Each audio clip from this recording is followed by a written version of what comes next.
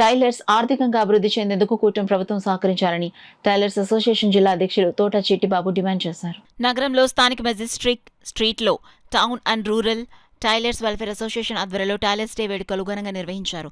Association Kakinada జిల్లా అధ్యక్షులు T Chittibabu అధ్యక్షతన జరిగిన కార్యక్రమంలో ముందుగా టైలరింగ్ మిషన్ సృష్టికర్త విలియమ్స్ హూ చిత్రపటానికి పూలమాలలు వేసి నివాళులర్పించారు. ఈ సందర్భంగా అసోసియేషన్ జిల్లా అధ్యక్షుడు చిట్టిబాబు మాట్లాడుతూ రెడీమేడ్ దుస్తులొచ్చాక టైలర్ల జీవనోపాధి కుంటుపడిందని ఆవేదనను వ్యక్తం చేశారు.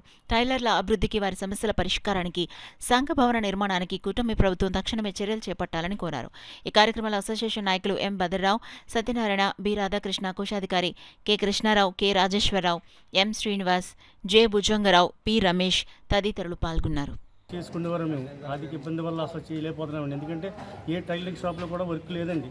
ఆర్థిక ఇబ్బంది రెడీమేడ్ ఇచ్చిన వల్ల చాలా నష్టపోయాం మేము. చాలా మాకు అలాగే తండి. ఎందుకంటే మాకు కొద్దిగా ప్రభుత్వం నుంచి మాకు ఏదైనా లబ్ధి పొందడానికి అవకాశం ఇవ్వండి. ఎందుకంటే మేము చాలా బాధలు పడుతున్నాం.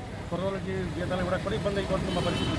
ఎందుకంటే దాన్ని ప్రభుత్వం మమ్మల్ని గుర్తించాలి. టైలర్స్ని గుర్తించే మేము ప్రభుత్వానికి ఎంతో రుణపడి ఉంటాం మేము. ఎందుకంటే మేము చాలా నష్టంలో ఉన్నాం. మీ పరిస్థితి ఎవరు మట్టికి వాళ్ళే నష్టంలో ఉన్నాం. దాన్ని బట్టి మీరు గుర్తిస్తారని పవన్ కళ్యాణ్ గారికి, చంద్రబాబు నాయుడు గారికి, లోకేష్ గారికి మేము ఎన్నో ధన్యవాదాలు చెప్పుకుంటాం. మా టైలరింగ్ సొసైటీ షాపులు అద్దెలు కూడా కట్టలేకపోతున్నాం. ప్రతి నెల అప్పు చేసి కడుతున్నాం అద్దెలు కూడా. ఎందుకంటే ఇబ్బందులు చాలా ఇబ్బంది, అటు ఇటు ఇబ్బంది కాదండి. దాన్ని బట్టి మీరు గుర్తిస్తారని పేరున అందరూ గుర్తిస్తారని నమ్ముతున్నాం. టైలర్స్ డే ఫిబ్రవరి 28వ తారీఖున ప్రతి సంవత్సరం చేసుకుంటున్నాం. ఎంతో ఘనంగా చేసుకుంటున్నాం. కాకపోతే ఈ పరిస్థితి ఆర్థిక పరిస్థితి ఎక్కువైపోయి నార్మల్గా చేసుకునే పరిస్థితి ఏర్పడదు. మాకు ప్రభుత్వం నుంచి ఎటువంటి సహకారం లేదు.